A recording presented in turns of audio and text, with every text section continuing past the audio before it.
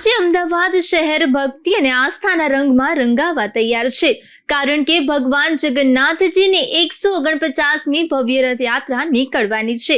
રથયાત્રા દરમિયાન લાખો ભક્તો ભગવાનના દર્શન માટે ઉમટી પડે છે અને જય જગન્નાથના નાદ સાથે આખું શહેર ગુંજી ઉઠે છે. આ રથયાત્રાનો ઇતિહાસ ખૂબ જ પ્રાચીન અને રસપ્રદ રહ્યો છે. સાથે જ રથયાત્રામાં શણગારેલા ગજરાજો, વિવિધ સંસ્કૃતિ દર્શાવતી ઝાંખીઓ, અખાડાઓ અને ભજન મંડળીઓ મુખ્ય આકર્ષણ બને છે. ભગવાન જગન્નાથ મંદિરનો ઇતિહાસ, રથયાત્રા નીકળવાની પરંપરા, ભગવાનના 3 રથોના નામ, વહેલી સવારે થતી મંગળા આરતીનું મહત્વ અને મુખ્યમંત્રી દ્વારા કરવામાં આવતી પહિંદ વિધિ, આ તમામ પરંપરાઓ રથયાત્રાને વિશેષ બનાવે છે.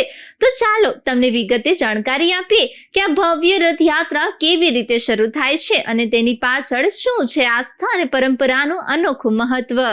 રથયાત્રાનો ઇતિહાસ. આજે અષાઢ સુદ બીજ 2082 એ ભગવાન જગન્નાથની 149મી રથયાત્રા યોજાવા જઈ રહી છે. ભગવાન જગન્નાથ, બહેન સુભદ્રા અને ભાઈ બલભદ્ર નગરચર્યા પર નીકળવાના છે. અષાઢી સુદ બીજના દિવસે જગન્નાથની રથયાત્રાનું આયોજન થાય છે. વર્ષ 1876માં ભગવાન જગન્નાથની રથયાત્રાની શરૂઆત કરાઈ હતી. અત્રે જણાવીએ કે જગન્નાથ મંદિરના મહંત નુસીદાસજીએ રથયાત્રાની શરૂઆત કરી હતી. મહંત નુસીદાસજીને ભગવાન જગન્નાથ સ્વપ્નમાં આવ્યા હતા અને ભગવાને મહંતને અમદાવાદમાં રથયાત્રા યોજવાના સંકેત કર્યા હતા. ત્યારે સતત 148 વર્ષથી રથયાત્રાનું આયોજન થાય છે અને આ વખતે 149મી રથયાત્રાનું આયોજન કરાયું છે. અમદાવાદમાં 22 કિલોમીટર વિસ્તારમાં રથયાત્રા ફરશે અને દરેક સમાજ અને જાતિ જ્ઞાતિના લોકો રથયાત્રામાં ઉત્સાહથી ભાગ લે છે. નુસીદાસજીના આદેશ બાદ ભરૂચના ખલાસીભાઈએ રથ તૈયાર કર્યો હતો. શરૂઆતમાં નારિયેળીના ઝાડમાંથી ભગવાનનો રથ તૈયાર કરવામાં આવ્યો હતો અને વર્તમાનમાં સાગના લાકડાથી બનેલા રથ પર ભગવાન નગરચર્યા કરી છે. રથયાત્રામાં ગજરાજ, અખાડા, ભજન મંડળી આકર્ષણ બને છે. રથયાત્રામાં જુદા જુદા ટ્રેક દ્વારા સામાજિક સંદેશો આપવામાં આવે છે. રથયાત્રામાં સામાન્ય રીતે 18 ગજરાજ યાત્રાની વિધિવત પ્રસ્થાન કરાવે છે. રથયાત્રામાં વર્ષોથી પૌરાણિક 16 અખાડાઓ ઉત્સાહથી જોડાય છે. રથયાત્રા રૂટમાં 100થી વધારે કરતબબાજો ભાગ લેતા હોય છે. રથયાત્રામાં 100 જેટલા જુદા જુદા ટ્રક પણ રથયાત્રામાં જોડાય છે. રથયાત્રામાં મુખ્ય આકર્ષણ. ભગવાન જગન્નાથની રથયાત્રામાં પ્રસાદનું ખાસ મહત્વ હોય છે. મગ, જાંબુ, કેરી અને ચોકલેટનો વિશેષ પ્રસાદનું વિતરણ કરાય છે. રોડ પર પોળોની શેરીએ મગ ચોકલેટનો પ્રસાદ અપાય છે. રથમાં મંદિર તરફથી મગનો ખાસ પ્રસાદ તૈયાર કરાય છે. રથયાત્રાના રૂટ પર ઠંડાઈ અને શરબતનું વિતરણ થાય છે.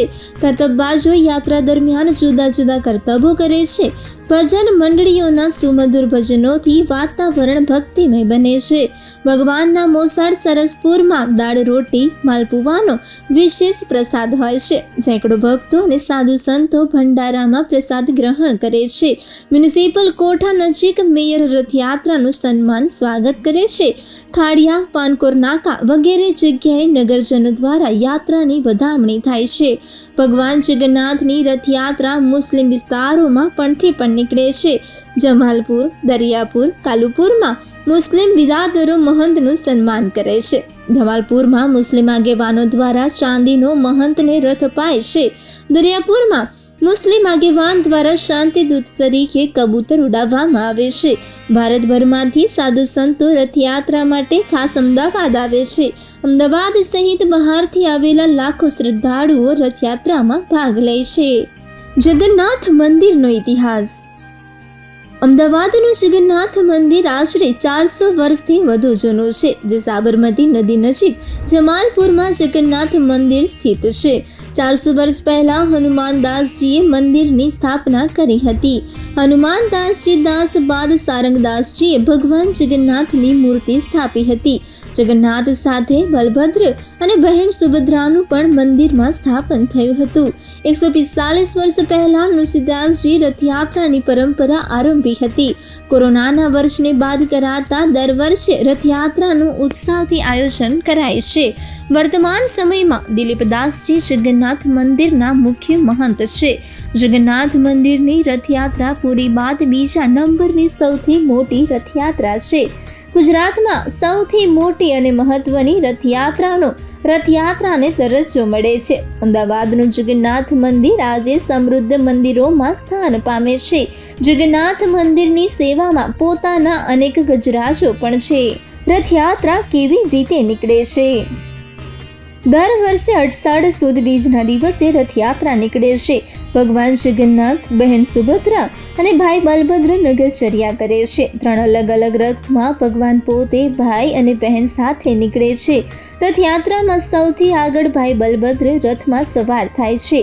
ત્રીજો રથ ભગવાન જગન્નાથના રથને રાખવામાં આવે છે.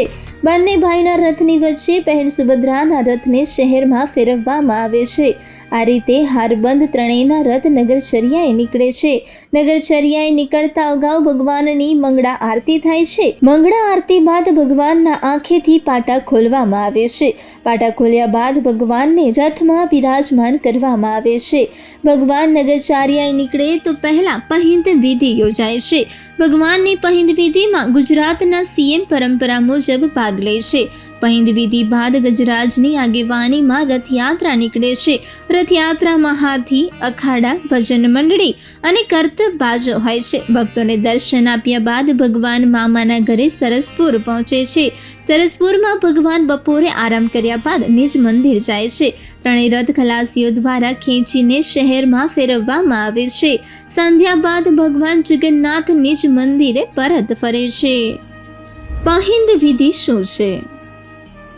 ભગવાન નગરચર્યાએ નીકળે તે પહેલા પહિંદ વિધિ થાય છે. પુરીમાં પહિંદ વિધિનો મતલબ છેરા પહેરા વિધિ થાય છે. પરંપરા પ્રમાણે રાજા કરે છે ભગવાનની પહિંદ વિધિ. સોનાની સાવરણીથી પહિંદ વિધિ કરવામાં આવે છે અને પહિંદ વિધિમાં રથને સોનાની સાવરણીથી સાફ કરવામાં આવે છે.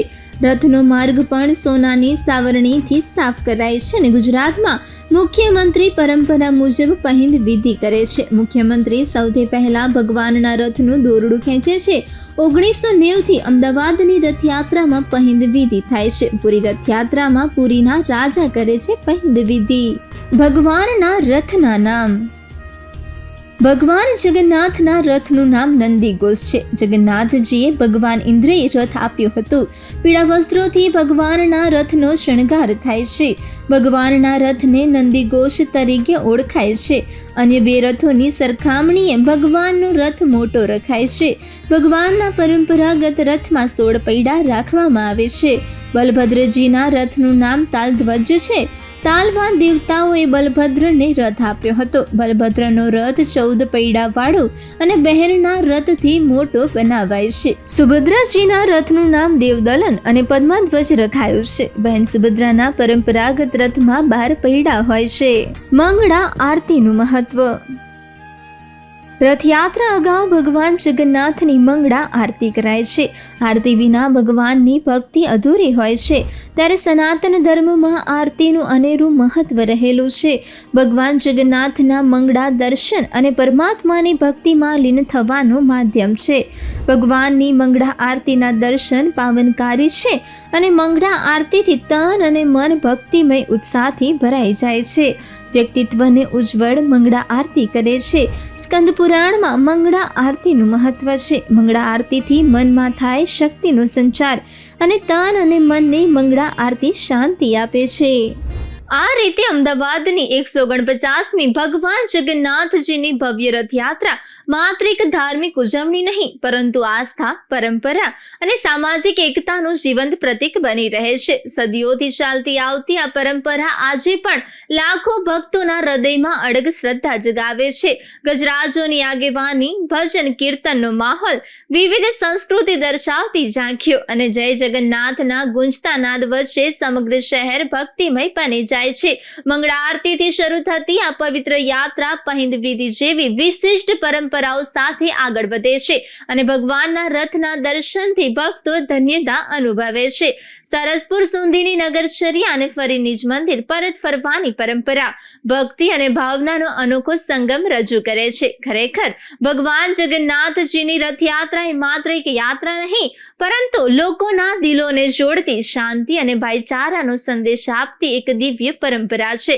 જય જગન્નાથ.